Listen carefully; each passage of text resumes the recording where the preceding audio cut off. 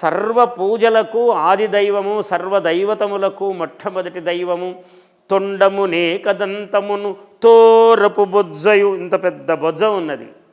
తోరపు బొజ్జయు వామహస్తమున్ మెండుగ మ్రోజు గజ్జలును మెల్లని చూపులు మందహాసమున్ కొండక గుజ్జు రూపమున కోరిన విద్యలకెల్ల వజ్జవై ఉండెడు పార్వతీ తనయ ఓయి గణాధిపనీకు మృక్కెదన్. తొండమును ఏకదంతమును తోరపు బొజ్జయు, బొజ్జ ఎందుకు పెద్దదున్నది ఆయనకు? సర్వ విద్యలకు మూలము ఆయన, విద్యాధిపతి. ఎట్లా గణములకు అధిపతియో విద్యలకు, సర్వ విద్యలకు కూడా ఆయన అధిపతి. అంటే సరస్వతి కదా విద్యాధిపతి నిజానికి.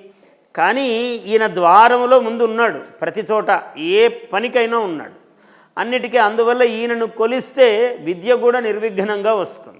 అందువల్ల ఈయనకు మొదటి నమస్కారం చెల్లించాలి.